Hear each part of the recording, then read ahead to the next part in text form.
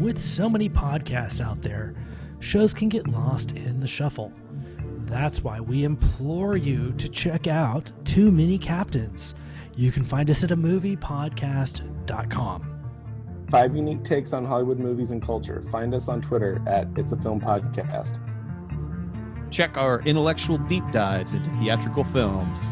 Find us on Instagram at Too Many Captains Productions. Unique takes on soundtracks. Find us on Facebook at facebook.com/Too Many Captains Productions.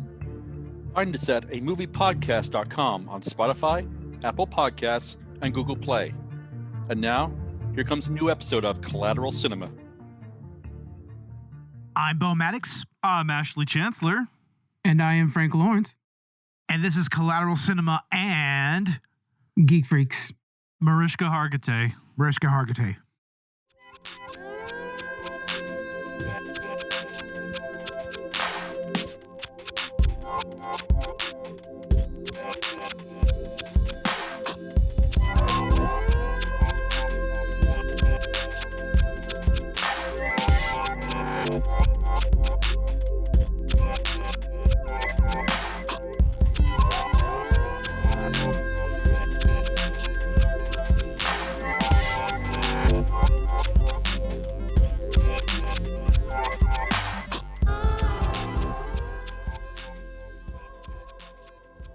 Welcome to Collateral Cinema, the only movie podcast that matters, where we focus on good movies, bad movies, and everything else in between in the world of cinema. We are podcasting straight from somewhere in South Texas, and yes, my friends, we are a 420 friendly podcast, so whatever you have, smoke it if you've got it. Indeed. And especially on this episode. Oh my Lord. Joining us for the first time is Mr. Frank from Geek Freaks. Thank you so much for being on, man. Absolutely. I'm always happy to be on.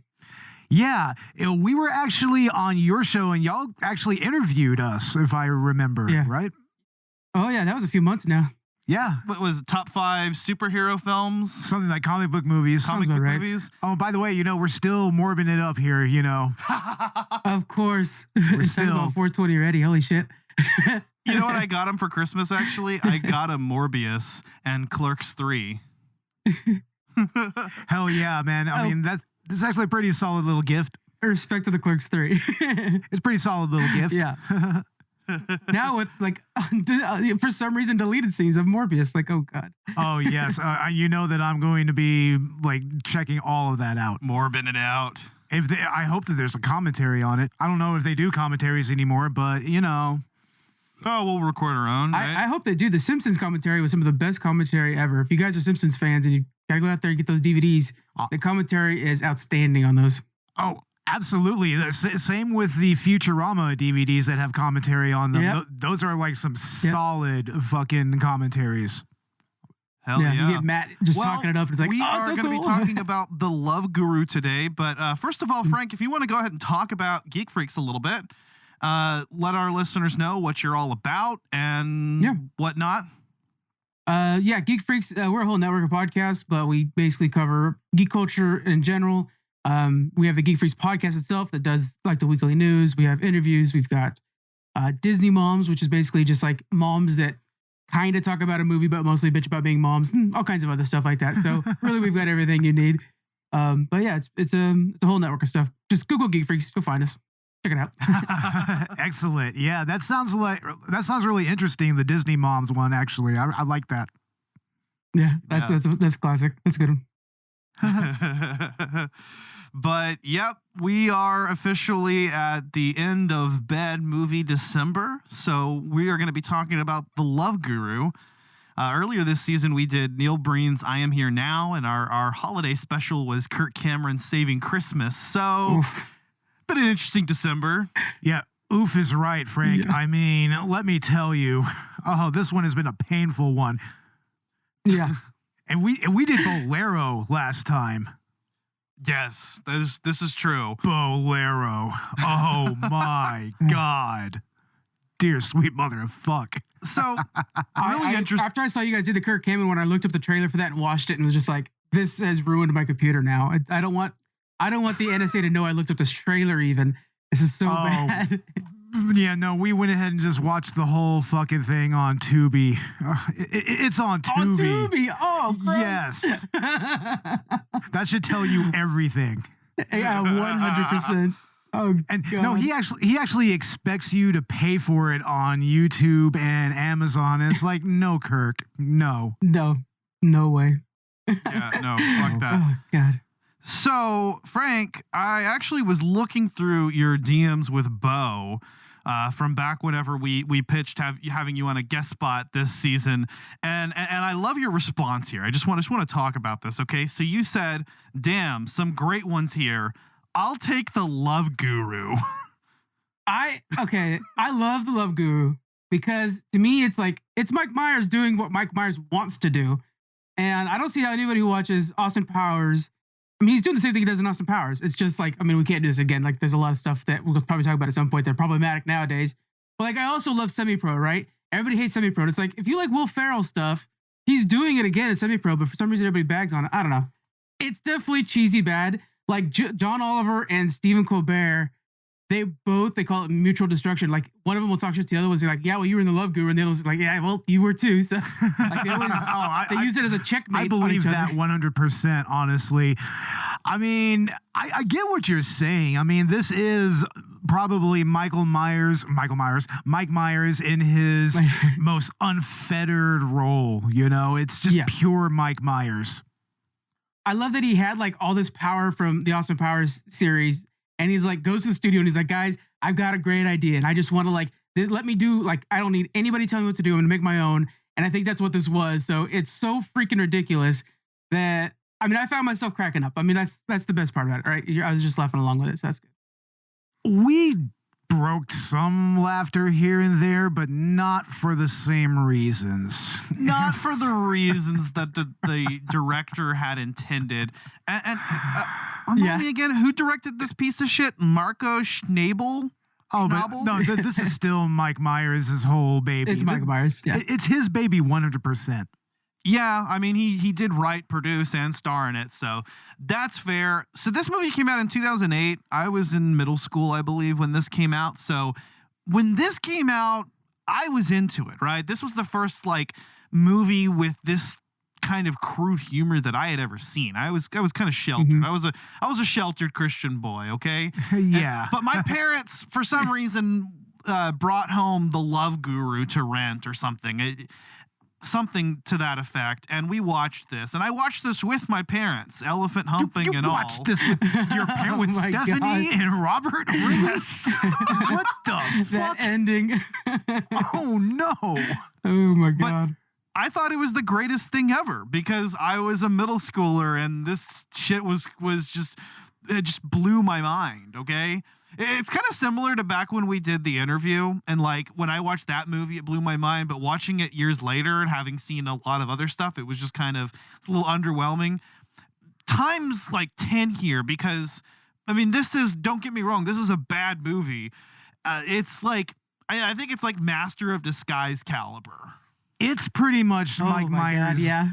It's his Master of Disguise 100%. I mean, but I don't know. In some ways, this one's not nearly as loathsome as that one. It's more disappointing, and I really can't say whether that's worse or not.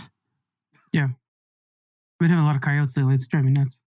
But honestly, I can't really say what's worse. Making a movie that's just so absolutely loathsome that I'm just sitting there in my fucking seat and just boiling with rage, or making something that's just, you know, it's just disappointingly bad.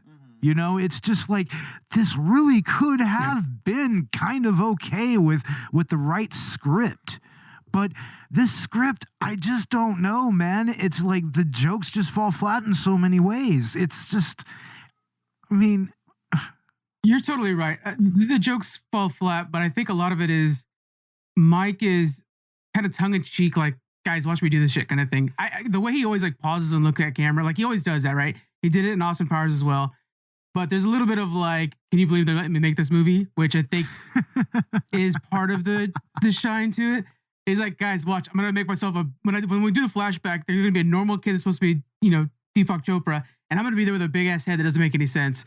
And like, hey, watch me make these serious actors like slap around mops full of pee. Like, it's just like, so there's a part of it's just kind of like, oh my god, on set this must have been ridiculous. Like they shrunk an entire office down, and they're all sitting there. He's got John Oliver and Jessica Alba, whatever, and a tiny little office. It's just like, I'm paying you guys to do this, whatever. It's just so freaking crazy. It's nuts. It's just the most absurd thing ever. That little office. I mean, I know that for most little folk who they live their lives and everything, they do have like their homes furnished that way. There are contractors that will do that, but this right here, it just feels, I don't know, insulting.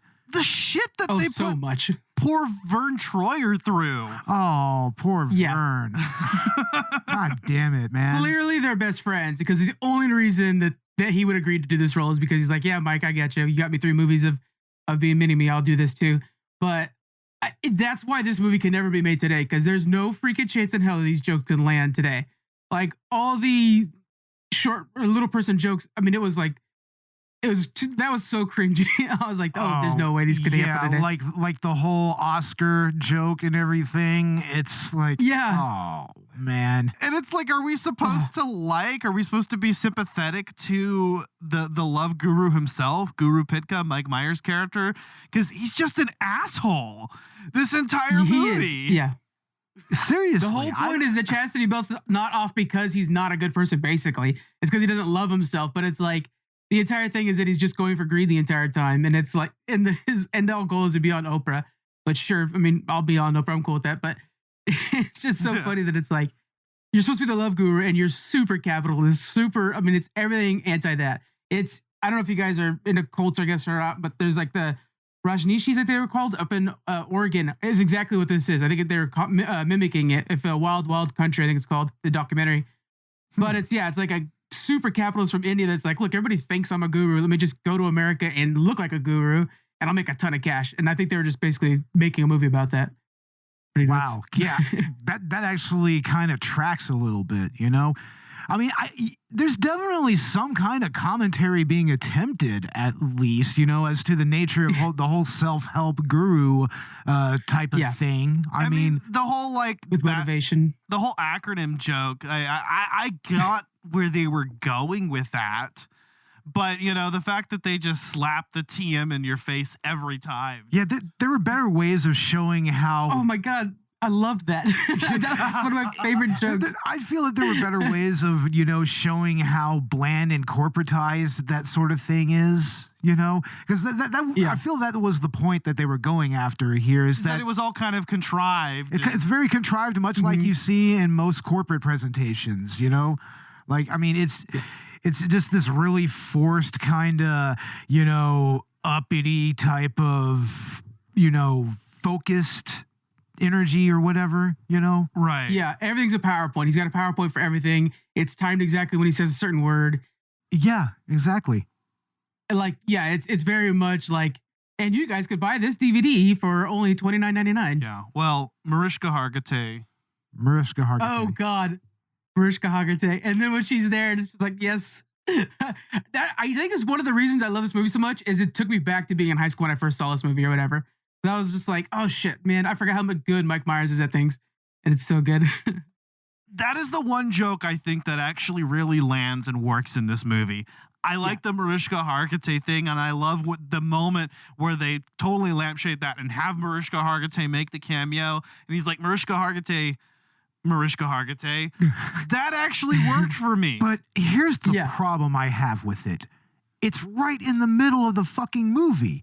This is something that they should have had as a denouement at the ending or something like that. That's what this felt like. This felt like the ending when he finally, he got the girl. He's, going to be on Oprah. He's now, content with just being Guru Pitka, He's content with it.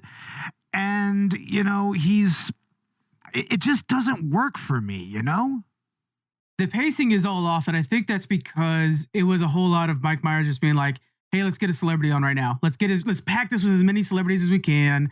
He was just using as much power as he had in Hollywood. Because you remember after this movie, he didn't come out with much after this. This really put everything. I think he planned on this being a franchise. Like he would go on to help other people with other problems. But he got so much star power in this movie, and for it to all just fall flat, it shows his intention in this thing. He was like trying to launch something new. Because if you guys remember, the last Austin Powers was the same way. Tom Cruise is in there for a hot second. It just had like just random stars in there, and for no reason, but to be there. And that's what this was. I think he was trying to just go right into something new with that same energy. It just did not work. Basically, yeah, he used all the power he had from Austin Powers to try to make it again, and it just fell flat. Absolutely. But I mean, I kind of see, Goldmember, the third Austin Powers movie, as being kind of a portent of what was to come here, because I don't really feel that that's a particularly great movie. I mean, I think that honestly, the first movie in the Austin Powers series, that's the only really good one. I've seen the first two, actually. The second one was okay, I guess. I like the second one. It was pretty good. The third one, though, felt like a cash grab, 100%. Very much so. And honestly, I think that energy kind of, got transferred to this to this project, because in many ways, I don't know, it kind of feels like the Guru is maybe some kind of character that was going to be introduced in another Austin Powers movie, but he just could never find a way to kind of make him villainous enough, maybe, which is weird because, he's such a greedy asshole, but yeah. That's kind of what I feel like. I feel like he was maybe a throwaway character from the Austin Power days that kind of got recycled. It's funny that you mentioned that, because I'm thinking back now and I'm like, what's Mike Myers done since? And he did barely anything, and then the Pataverate happened. Yeah. Which is it's actually kind of a massive disappointment for me, because I love So I Married an Axe Murder. We covered it last season on the podcast. It was one of my classic picks. Yeah. And and I think it was one of the reasons why we chose the Love Gurus, because it just fits so naturally. Let's do this other Mike Myers movie, the dichotomy of Mike Myers, right? Yeah, exactly. And the Pentaverate, though, I watched the first couple episodes, and I don't know. It just something didn't click, and then I heard everybody was talking about how much it sucked, and I just lost interest. And that sucks, because I really wanted to enjoy it. And I love the character thing he does, but I don't know. I think comparing it to the Master of Disguise is apt, because it's exactly the same problem that poisonous. Dana Carvey runs into, right? Is that it's just like, you're good at doing these characters, it's just not implemented well. Yeah, no. The biggest problem there is, he doesn't know, he's very one note in the way that he approaches his characters, I feel. Like, this character, it just feels like, just an extension of Austin Powers, an extension of Goldmember, an extension of Dr. Evil in some ways. It's just an extension of that particular strange of characterization that he always falls back on.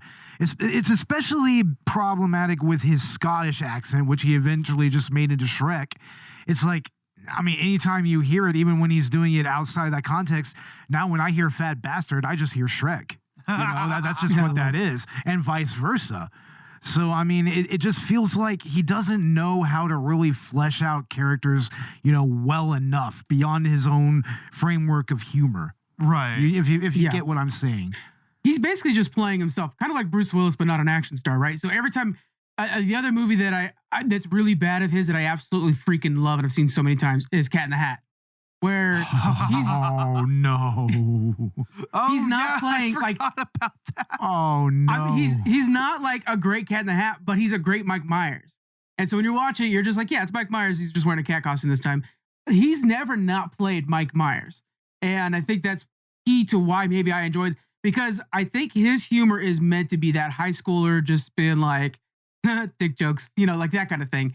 And so when I watch it, and I still enjoy it today, I think it's because it's taking me back to the days when it was just like me and my massive DVD collection and just be like, dick jokes. Justin Timberlake, his fucking dick hits the floor. It's great. But that's what it boils down to. It's all dick jokes and sex jokes. It was to the point where like we were watching this, and there's a little bit of like silence, and you can tell that the dick joke is about to happen. Yeah, no, you can tell when it's coming. I mean, there's a certain type of beat to this whole screenplay and everything. It's like, they're focusing on this bit yeah. here. We know, and so I think there was one point where we were just watching this the other night, like last night or maybe the night before. And I was like, okay, here comes another dick joke. And then I think it ended up being a sex joke, but same fucking difference. Same goddamn thing. I mean, especially for someone for me who's A-spec, I mean, it was very cringe. It's just like, I mean, do people really think about this shit all the time that, they would actually cram all this shit into one movie? It's like, goddamn, what the fuck, man? But I think that's, if there is an appeal to this, I think the appeal is how cringy it is, and you're watching it for the cringe moments. I think that's why, to me, some of the best jokes that land are the ones where he just straight up looks at camera. I mean, like, can you fucking believe this? He does that a lot, both in this and Austin Powers, and actually Cat in the Hat. He does it a lot in Cat in the Hat, too. I have seen some speculation that that's exactly what it is. It's like him looking at the camera and is like, can you believe that they're letting me make this shit? Exactly. Seriously. I mean, it kind of has that puckishness to it. And then he giggles along with it, like letting the audience know, hey, this is funny. I'm just giggling all the time about it. You know who else? Which is an SNL trick. They do that on SNL because that's kind of the running joke is like, if the skit's not landing, then you fuck up purposely, and it does great. And so he's doing that in his multi-million-dollar budgeted movies, which is crazy. But something that I've noticed is that there's someone else that really likes to do that. Like, at least with his stand-up, and that's Dave Chappelle. He's really bad about that. Like, he will tell you his joke, he'll land the punchline, and then he'll just start laughing like it's the funniest goddamn thing he's ever heard. It's like, sometimes that's just kind of a little cringy, It's just like, oh, okay, dude, it's not that fucking funny, man. You're hilarious, but it's not that fucking hilarious. Yeah, I spent most of this movie with a straight face on, so. No. Yeah, it's definitely God, it's like a piece of time, really, which I think we don't have anything like it anymore. Now everything's Marvel. But there was a time when, like, Will Ferrell was making a movie every year and a half, 2 years. Mike Myers was making a movie all the time. Like, we had certain, like, comedy people. They were just, like, boom, boom, boom, punching out these movies, and I watched all of them and usually bought them on the DVD and, something like that. So, there's just always something. We just had a ton of things coming out, it was so big. Yeah. I get what you're saying. Yeah. Yeah. And, that's very much what The Love Guru feels like. It's got this very cash grab feel to it. Like, I think you're right. Mm-hmm. I think this was meant to be the start of a franchise. And I remember this movie was heavily marketed. I mean, there was you saw the advertisements everywhere. It's what drew me to this movie is like, oh yeah, they have all the dick jokes on front. And so what you're coming into when you're watching this, but it's just like the depths of degeneracy that this movie sinks to. Degeneracy is an understatement. Oh my God. Yeah. Jesus Christ. I mean, there's elephants fucking at the end. I mean, what are you going to do? Seriously. I mean, where else do you... They called that shot from the first line, too. They call it right away with the whole distraction thing. They're like, oh, yeah. So, like, you could say, like, yeah, there's going to be elephants fucking at the end of this thing. No, you knew it was coming. Yeah, no, Blades of Glory. That's what I was thinking of. Like, it's like Blades of Glory, where it's like, this thing is so piss poor that I'm still, I don't know. Personally, I'm still laughing at it, though, It's just whatever. Yeah. Yeah, I got you. I get it. I mean, and there were definitely moments of that. Like I said, the Mariska Hargitay joke. What's funny is that's something that we haven't seen this movie in years prior to watching it just, last night. Same. And for some reason in our friend group, between me, Bo, and our other co-host, Robert, we've been just making this joke for some reason. We've been doing the Mariska Hargitay thing. Mariska Hargitay. And I don't know where it came from or how it came about. It's part of what led to me suggesting this movie is because that's just become a bit for us. Yeah. Yeah. So, Mariska Hargitay. Mariska Hargitay. No, it's so funny because that actually happened to me too, because I didn't realize that one of my favorite jokes amongst my friends and family is the I had that until my mom got a job joke, which is with Daniel Tosh in this movie. When Daniel Tosh comes up and he has the hat, and Mike Myers is like, "Oh yeah, blah blah blah," until my mom got a job, and I forgot that I got it from this movie, and yeah, because it's been about maybe 10 years since I've seen this movie, but it was just like, oh my god, that's where it's from, and that shows how much I like Anchorman. I remember grabbing so many lines from Anchorman. That was like my entire vocabulary for a good 2 years. It's one of those things. Yeah. But for some reason, for me, Mariska Hargitay is literally the only thing that stayed with me from this entire movie. And it was probably the only really, clever yarn that he wove there. And once again, it's in the middle of the movie. It should have been at the end of the movie. Like, they should have been making that joke over. They kept making the joke after that. They kept saying After Mariska the punchline, Hargitay. It's like, I mean, they should have just saved that for the end of the movie. It would have been brilliant.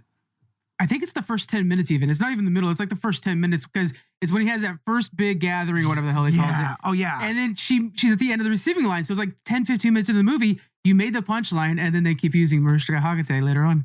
And then that's after Jessica Simpson and Val Kilmer, inexplicably. Yeah. That scene with Val Kilmer. That is a mind fuck and a half, man. What does it mean? I know. I don't know. There's that one guy in the back. He's like so enamored by the guru and by Val Kilmer. And then there's the whole thing with, he picks off a flower and then he's just like, oh, it's like, why do you hurt me? It's like, what? What just happened? And then not only that, he says, "Oh, I know why you hurt me," and walks away. Are those two fucking? Is the guru? I don't fucking know. And why am I fully okay with this? I hope they do have a normal Thursday night go at it because I want these two to work it out. It's just such a weird little scene that's just like, first off, it's one of the first times you see Val Kilmer like, post success. I guess is the best way to put it. Yeah, where he kind of looks different now and stuff. It's old school Val Kilmer or older Val Kilmer, I should say. But I love that little clip. It's so weird. Yeah, and just all the celebrity cameos that just had to be rushed in there. It's like all of them. It's like, I mean, who all was there? I mean, of course we have John Oliver, but that's like pre-fame John Oliver for him. Actually, I don't think he was even on the Daily Show. Yeah, or was he? Yeah, he was on the Daily Show. I think I think he was probably. Yeah, it's hard to say because I think that might have been Colbert still on the Daily Show, and Colbert was like 1 month before John got on there. So yeah, I don't know, but it's real young for all of them. They're all new kids at the time. I think that's John Oliver on Community level, which is something else. Oh yeah, and Kanye was in this. Oh no, Kanye was in this. Oh, with Mike Myers. That was rough. Oh, that was very rough. I mean, especially nowadays, that aged like sour milk left out in the Texas summer heat for about 3 months. Yes. It's like, oh God, what the fuck, man? So many things don't age well. The entire thing of like a white guy being an Indian guru. I mean, like just the premise of the entire movie wouldn't work anymore. They do say like, oh yeah, my parents were missionaries, but doesn't matter. It would still just right away be panned off of that. Like, there's so many things that are bad. And then you have Kanye. You just have Kanye. Just being Kanye too. Nothing interesting or anything like that. He's just being Kanye because they're referencing. I think it was an interview, whatever they did, where he did the whole Bush line. They're referencing that, but it was the Hurricane Katrina telethon. He said President Bush doesn't care about black people, and he was right. He was right, but that's what they're referencing with the two like hanging out together because it was regular Mike Myers up there too.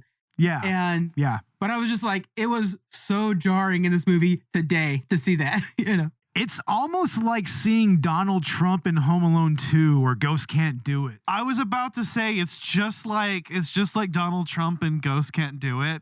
Oh. It's like, and he's kind of always been controversial, but it's just even more jarring after. All of that even more so. Yeah. The Canadian broadcast cut of Home Alone 2 actually removed him, and they say it's for time, but I'm like, bullshit. No, you guys cut him because you knew people would turn off TVs. It's because it's Donald fucking Trump. Of course you're going to cut him out. Exactly. When it comes to love, I was put on this earth to spread a message of love. One man is in a position to help.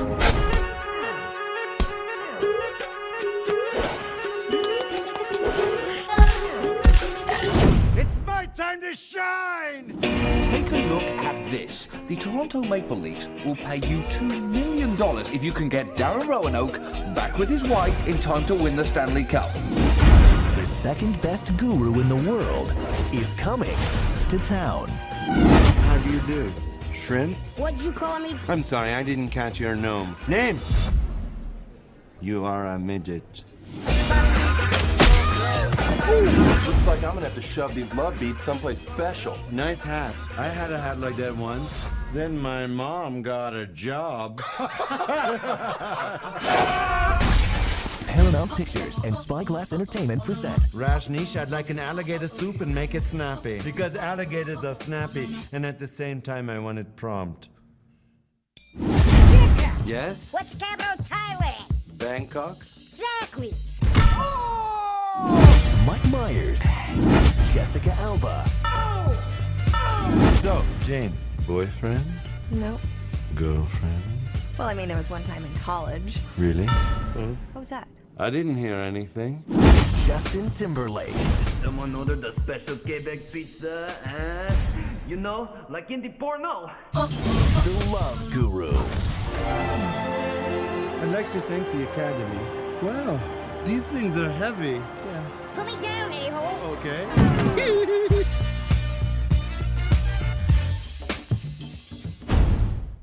Let's see. We got the Deepak Chopra in this. Yeah, the actual Deepak Chopra.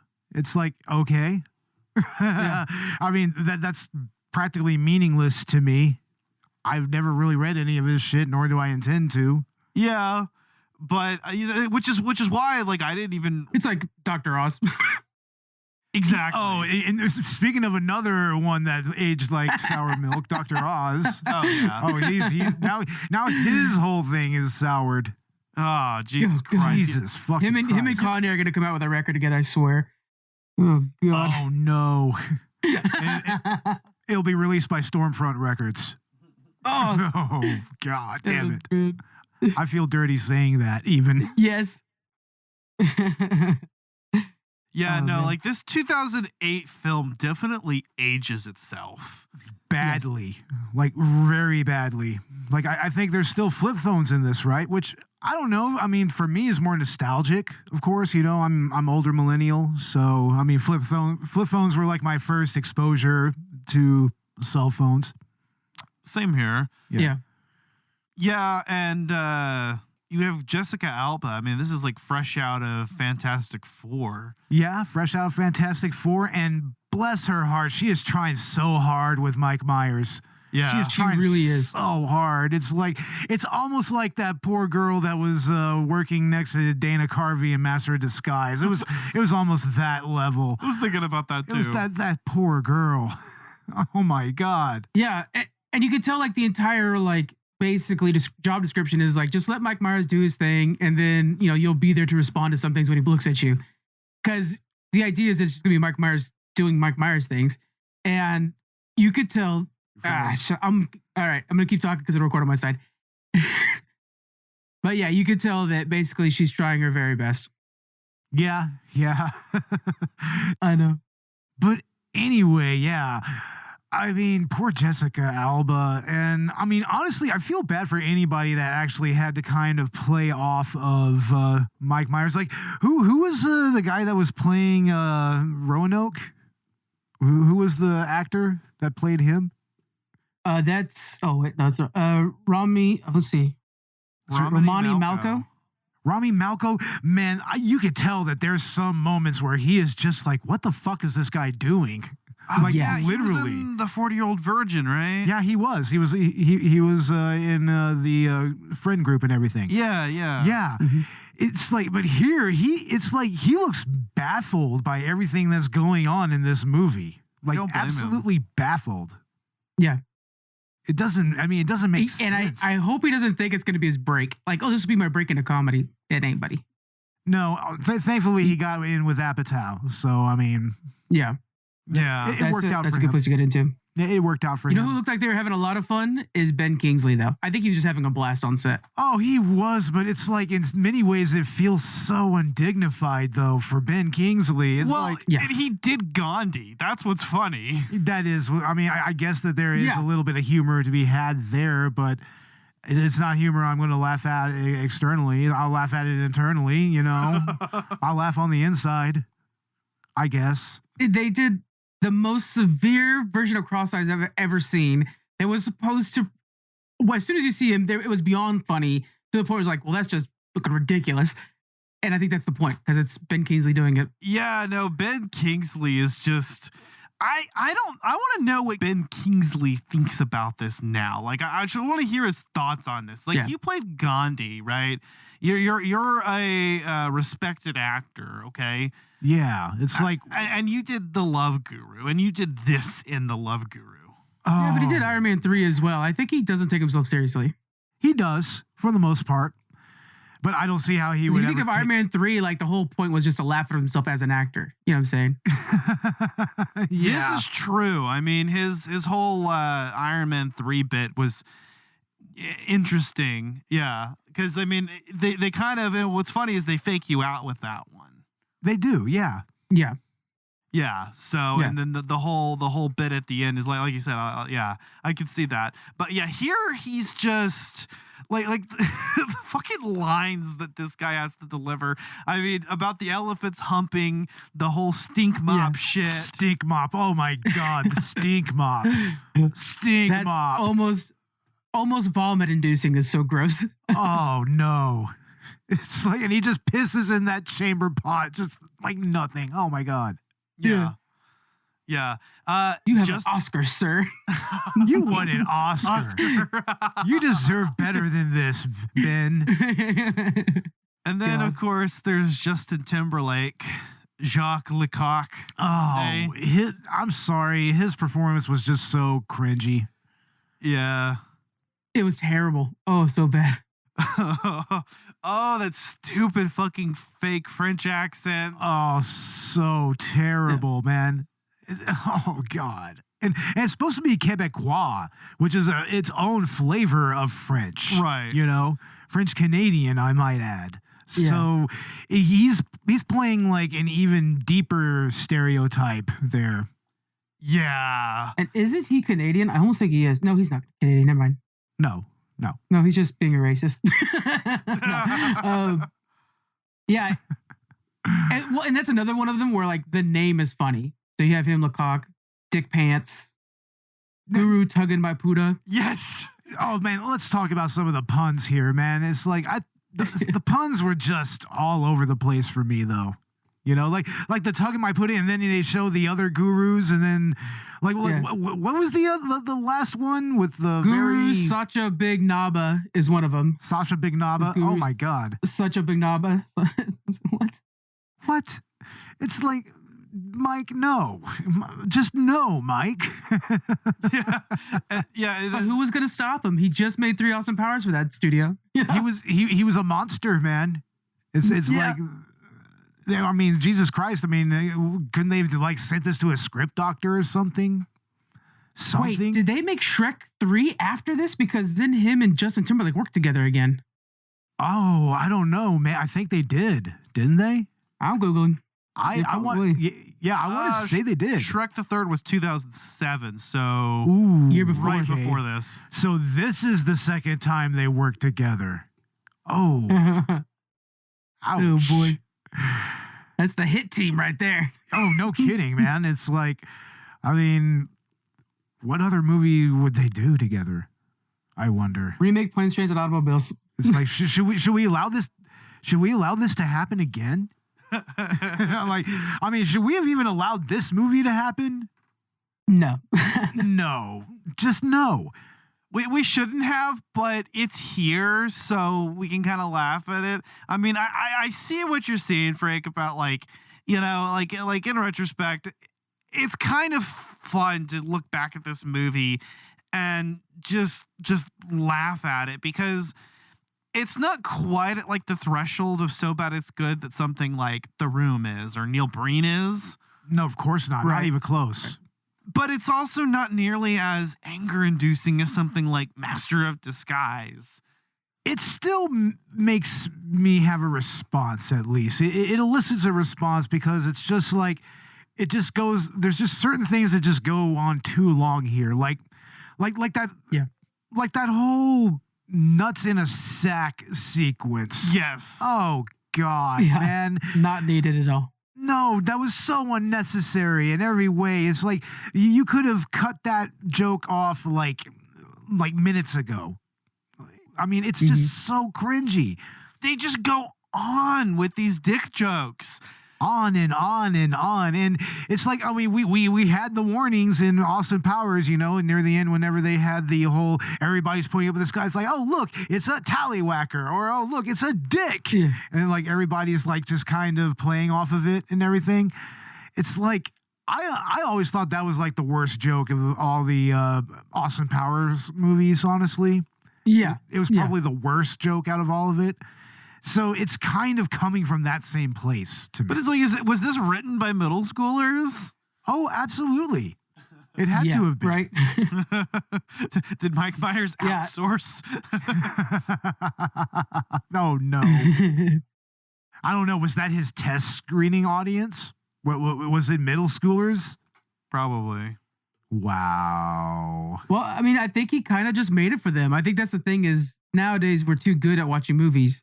But he made it for those who are just like, fucking, that's funny. That's it. Are there any movies like that nowadays, though? No. Like, no way. No. This is a slice of time. Yeah, exactly. Like, this is the most 2008 movie you'll find. it doesn't seem like there are really a whole lot of movies out there for the middle schooler in all of us anymore. It seems like that's kind of becoming a little bit of a lost art, so to speak. I mean, I know that there's been a little bit of a discourse lately about why big budget comedies aren't being made anymore. I think this movie right here really kind of answers that question, like unequivocally to me. It's because there was just a period where this type of comedy was just allowed to go all in, and it just didn't lead to particularly great results. It led to Master of Disguise. It led to The Love Guru. It led to what's another bad one? It led to some of the worst Adam Sandler movies. Yeah, it's like that's what that led to. Perfect. Yeah. In 2008, the other comedies we got. First off, we had a bunch. Remember how they were doing like Not Another Scary Movie? All those we had those. Yeah. Get Smart. Terrible. It was terrible. And You Don't Mess with the Zohan. Oh, yeah. Oh, no, that tracks so much. That tracks. Oh, Don't Mess with the Zohan. Yeah, talk about another fucking Adam Sandler movie that we just didn't need. Yeah. Oh, we got Tropic Thunder, though. We did get... And I'll defend Tropic... That movie is possibly one of the best written comedies ever. Oh, so fucking good. Tropic Thunder is almost perfection. It's near perfection, honestly. Like, yeah, I will give him that. Every now and again, or even Grandma's Boy. Grandma's Boy, I think Grandma's Boy is actually... So underrated. That's a fairly underrated kind of stoner comedy, honestly. Yeah. Yeah, no, I enjoy it, yeah. Yeah. I mean, and you even have Florence Henderson in there, and she's all like... She's all like fucking younger dudes and shit. It's like,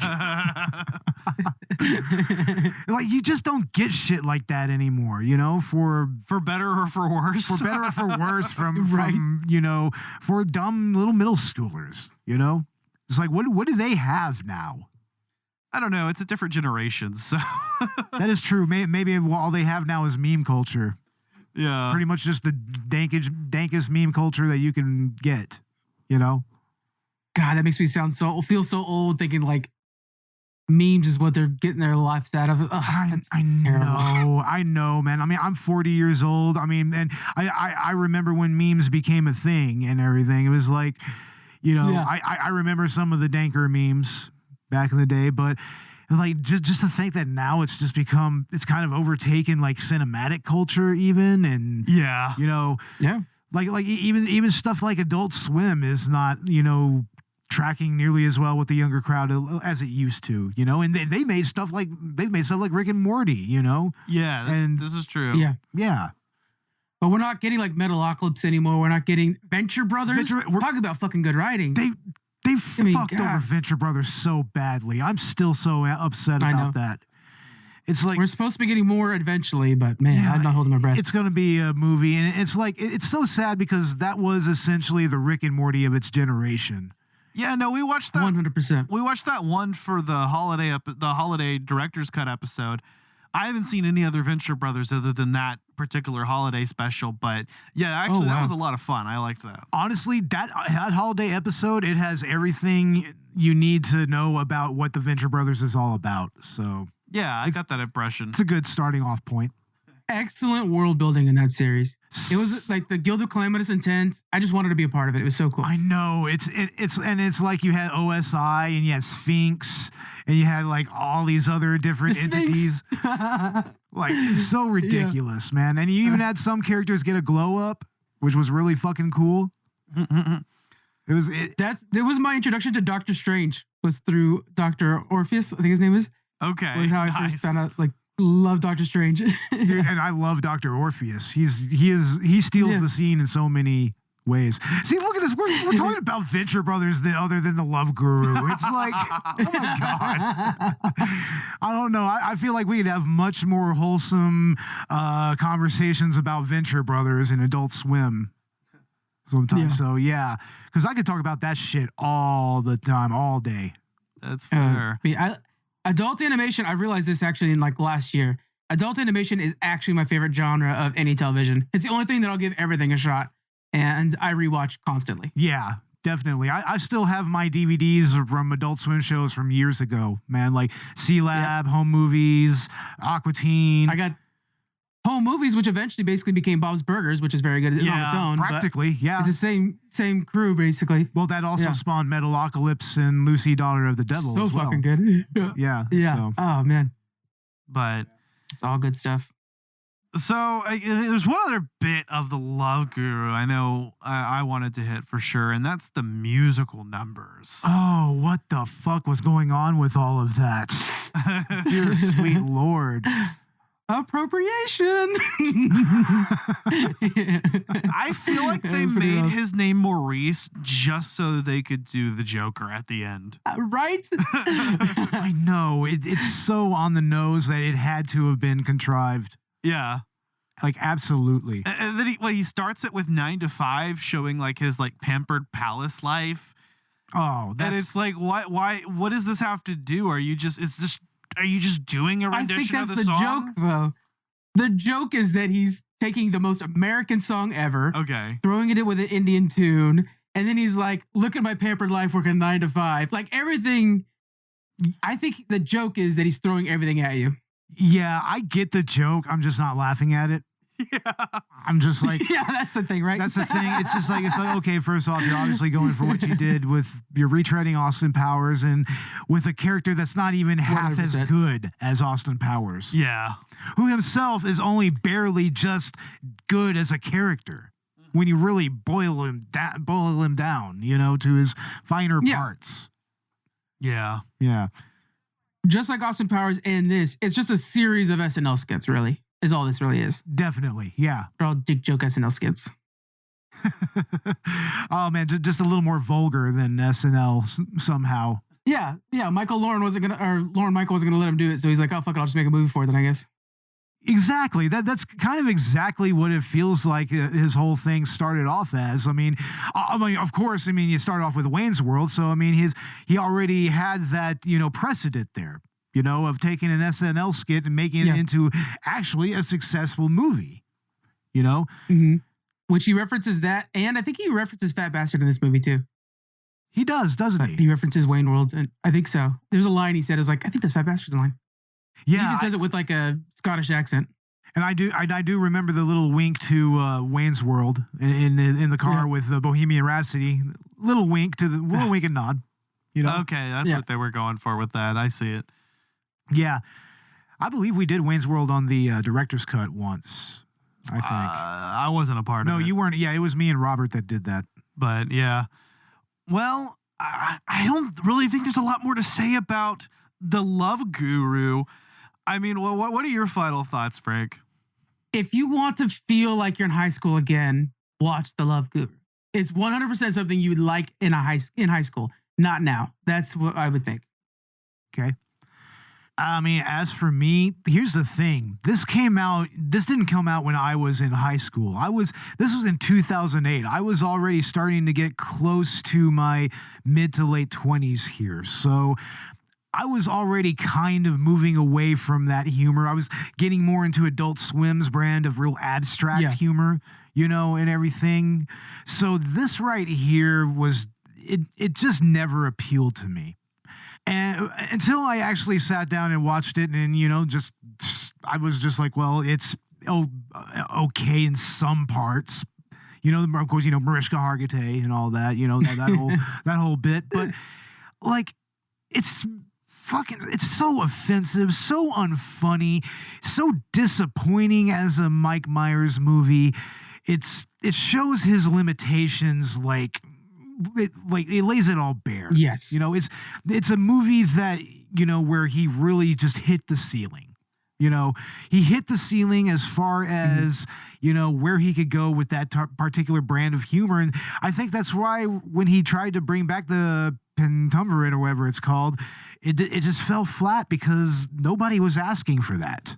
Especially not something so esoteric as this weird throwaway line in So I Married an Axe Murderer. I don't feel like that was necessary to make that, and I don't think it was necessary to make this out of the obvious throwaway SNL and Austin Powers characters that he had. This feels like, this was just like something he thumbed through his book of characters, and he was like, okay, here, we haven't done an Indian guy, let's do that. 100%. Yeah. So, that's really where I am on this movie. Is it as rage-inducing as Master of Disguise?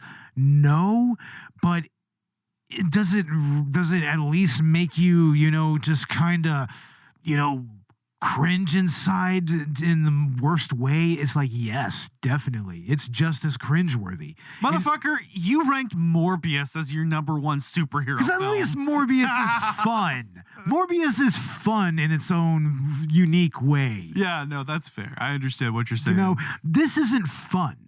It's not a fun movie for me. It wasn't a fun movie in 2008. It's not a fun movie now. So hard pass, guys. Don't bother with this. Mariska Hargitay. Do I recommend The Love Guru? Fuck it. If you're high and or drunk and or inebriated by some substance and you want to put some background noise on, or you just really want to cringe inside, or maybe you're like your Frank and you want to reconnect to some of your school days, sure, why not? But, as a film, does it even hit the bar of so bad it's good? Sometimes. No. Is it even genuinely funny once or twice? I don't know. Maybe every now and again it can elicit a chuckle. Maybe. I don't know what else I have to say about it other than Mariska Hargitay. I feel like we're taking a hot poker and we're just shoving it straight down someone's throat and we're like, Mariska Hargitay. Mariska fucking Hargitay. That's right. Love Guru. Mariska Hargitay. Now, if that poker was up their ass, that would be a Mike Myers joke. Yeah, well, I'm not Mike Myers, though I didn't go there. Yeah, see, I'm not Mike Myers. Exactly. Yeah. All right. Well, where I think he's kind of trying to tap into like the Will Ferrell stuff too. Will Ferrell was kind of doing a lot of these movies at one time, and I think he thought he could do the same thing, and he just couldn't. Yeah, and then he made sure. And then him and who was it? Did Holmes and Watson with him? Oh, John C. Reilly? John C. Reilly. Yeah, that's right. John C. Reilly. John C. Reilly. It's like, yeah, they made Holmes and Watson, and it's just like, ugh. We almost did that one. We almost did. Thank goodness we didn't. I got a cease and desist order for posting too much about that, actually. Movie. Are you serious? Paramount got a hold of me, which now, funny because we work with Paramount, but Paramount got a hold of me and gave me assistance because I posted one of their, I found one of their posters early and posted it on our Twitter account. and they sent me a cease and desist order. And of course, back then I was like, oh my God, Paramount cares about us. And I shared it with everybody. But, you know, it's funny 'cause now they're one of our advertisers, but it was funny at the time. I don't know. We have some YouTube strikes, but not too many. Yeah. That's about the worst we have. I mean, on a somewhat related note, we the director of Saving Christmas, Darren Doan himself, follows us on Instagram, and I don't think he actually read our Instagram post because he's liked a couple of them, even one where I directly called them out for doing this, and commented like fire. So I don't know. Oh my God. Yeah. I don't know. He's just as enigmatic as the movie that he made. So enigmatic. Something tells me they don't care about the details. If you're going to make that movie, you don't care about the details. No, absolutely not. That is not a detail-oriented movie. That's fair. In any way. But yeah, Darren, if you're listening, Mariska Hargitay. Mariska Hargitay to you, Darren. All right. Well, where can our listeners find Geek Freaks? Honestly, just Google Geek Freaks. You'll find us there. We're the really colorful logos. And what's coming up next on your podcast? So, you know, everybody took the holiday season off, so everything's firing up back up in January. We actually, for your listeners probably care about this, we have a new movie podcast called Challenge Accepted coming out early February, where you challenge another person to watch a movie or a random episode of TV, and then we analyze it and stuff like that, and it should be fun. Interesting. That's actually fun. I mean, you could pretty much just bring anything to the table. Hell yeah. I think Love Guru is going to be on the list. I would listen to that episode, honestly. Yeah, it should be good. But hell yeah, thank you so much for being on, man. This was a blast. Yeah. Especially considering the subject material. Especially, you know, I mean, Bad Movie December has been quite interesting. So as our holiday content, I mean, we still have, of course, you know, the Saving Christmas episode we did with Victims and Villains. And we have our holiday special for the director's cut, which is Adult Swim holiday specials. We went into the aforementioned Venture Brothers and Squidbillies, Moral Oral. Yes, that episode of Moral Oral. Nice. Yes. Which for so many of us was the first time we ever saw that show. Moral Oral is great. Oh, man, I have so many great memories of that show. Yeah, Jesus Christ, that episode. And in January, I think we're doing Clueless and Silent Hill? Yes, Clueless and Silent Hill, and I believe Cinema Recall will be joining us. I think Vern from Cinema Recall will be joining us for Silent Hill, I think. Nice. Yeah, and I'm looking forward to Clueless. That's a good old-fashioned 90s movie about an obviously demisexual girl trying to make it in the world. Watch that movie with feminism in mind. It's actually quite the feminist movie. Very feminist. Surprisingly. Oh, yes. Yeah, people don't think about that. Oh, definitely. Yeah. I haven't watched it yet, but I'm looking forward to it. I actually haven't seen Silent Hill either, and I've played a few of the games. I pitched it. It's actually another one of my picks. I pitched it as a Collateral Gaming collab because I kind of wanted to get into it. So I'm excited about that. Speaking of Collateral Gaming, we also have our holiday episodes out, our December month. We've actually going to make a December kind of a Zelda month moving forward. So this year it was A Link Between Worlds. It's actually going to bleed into January a little bit. But we had Dan from Victims and Villains. That was a great episode. And then our holiday special was God of War Ragnarok.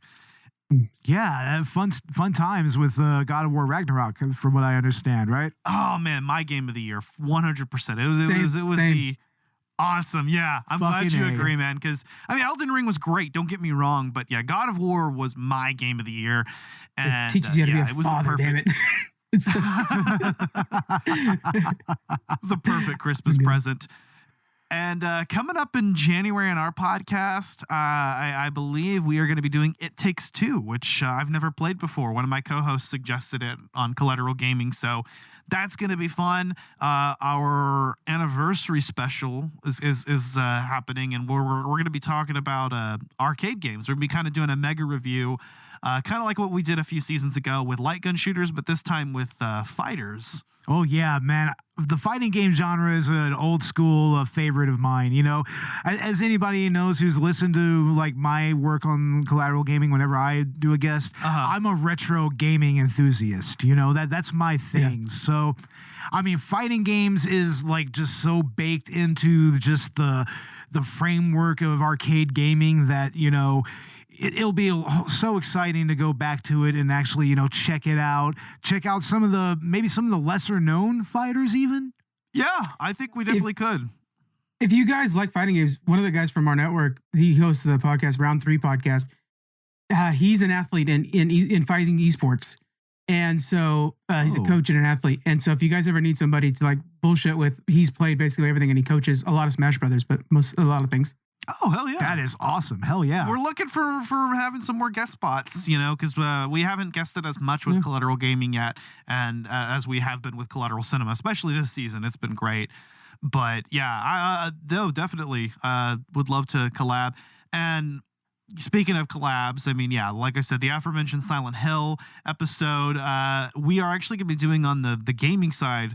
For our bonus round next month, we'll be getting into the Silent Hill franchise. I think we've decided we're going to talk about like the mini review on Silent Hill 1 and Silent Hill Homecoming. So we kind of have the dichotomy of good and bad.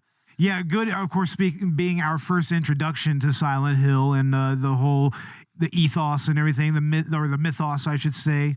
You know, and then like definitely a game that's just like ew, just ew. Yeah. So I'm excited. The whole franchise is being rebooted, so it's a good time to jump in on those. Exactly. Yeah, good point. So yeah, I'm actually excited to get into that. And for what we've got coming up on both Collateral Cinema and Gaming, I mean, this we're entering the new year. Our season is going to last us until what, April, May? At the very least, April. On Collateral Cinema, right? So we've still got plenty more to come. And if you're not a patron, then go check out our Patreon. Both podcasts, we have a Patreon. And if you subscribe, donate either $1 or $5, we have both tiers. You get access to our exclusive full-length movie commentaries. Yes, and very soon we will be adding new features for our $5 patrons. Like, for instance, I believe that we're going to try to start releasing our episodes a few days early. Yeah. You know, so yeah, we might need to whip these out a little faster. You know, and also I think that we might even start doing polls. Like I'm starting to think maybe every now and again, let's do like a director's cut where we like have like our patrons choose the movie that we review or something like that, or even a mainline episode or something like that. I don't know, but yeah, we will definitely have more content coming up and possibly even merchandise that we could start giving to our patrons as well. Like maybe send y'all a sticker or something, you know? Yeah, cool. Something along the line like that. Yeah, it's in the works. We're definitely wanting to launch, you know, like merch and stuff at this point, you know, maybe even get a sponsor. You know, just start kind of working our way up because, I mean, we hit over 10,000 downloads last season. We're already at, what, over 11 now. 11,870 We're approaching 12,000. We're approaching 12,000 already. So, yeah, we definitely thank everybody who has listened to us this year. I mean, this is the end of the year. You know, Happy New Year to everybody. Yeah, Happy fucking New Year, guys, because we probably won't hear from us until after the new year. So, yeah, exactly. Yeah, this is going to be the last podcast episode we do this year. Yeah. So, yeah. Bo, you know, this is an interesting moment. Bo and Frank, both of you guys, all right? Do you have a top movie this year? Top movie? Morbius. What the fuck do you think is going to be my top movie of the year? Come on now. You know, I'm going to give it to, it should be everything, but I'm going to go with The Batman. Because I think directing-wise, it was like, oh, I haven't seen a hero movie directed this way in a long time. Oh, definitely. And loved it. I would have to go with The Batman as well. And I actually liked Doctor Strange. I liked Thor, Love and Thunder. Haven't seen everything everywhere all at once. Yeah, no. The Batman, I think, for me, was good. I really enjoyed that whole take on the character. And then just, I'm really excited to see where they go with it. Whether or not James Gunn's whole deal is going to be involved with it. Honestly, I kind of hope they keep those things separate because got a good thing going. Yeah. So far, it's going to be separate, is what he's been saying. But oh boy, here I go morbid again. But God. yeah, folks, check us out wherever you get your podcasts. We are also on Instagram, Twitter, and Facebook. And what else? Good Pods, Podchaser. Yes, check us out on Good Pods. Follow us there and give us 5-star reviews there to help us go up the ranks on their indie movie and film podcast rankings. And also check us out on Podchaser, and also give us a 5-star review there and a 5-star review on Apple Podcasts as well. That will help us become more visible as well. I believe that we're going to be on some other platforms here, like Newsly, here very soon. Nice. Yeah. So, yeah, look for some more content on certain other platforms. And if there is a platform that we are not on, let us know. Let us know. You know, yeah. We will find a way to get onto that platform. So. Hell yeah. Well, check out Geek Freaks if you haven't already. Frank, thank you so much for being on. Mariska Hargitay. Mariska Hargitay, thank you for having me on. Mariska Hargitay. Bo's got the hands and everything, guys. You guys don't see it. That's perfect. Mariska Hargitay. All right. Well, that being said, I've been Ashley Chancellor. I am the Guru Maddox. Mariska Hargitay. Mariska Hargitay. Mariska Hargitay. I'm Frank. Mariska Hargitay. And this was Collateral Cinema. Yeah, Happy New Year, everybody. Later. Happy New Year. Out.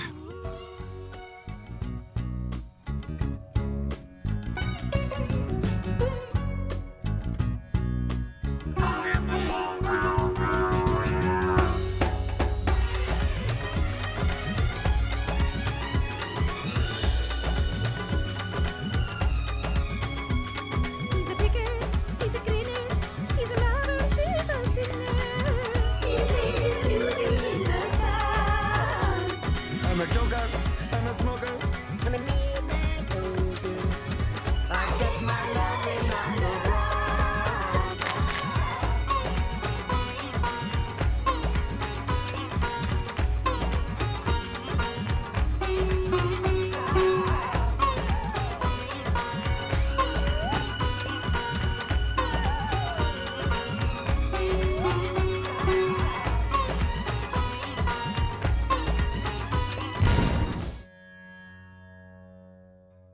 Collateral Cinema is a Collateral Media podcast.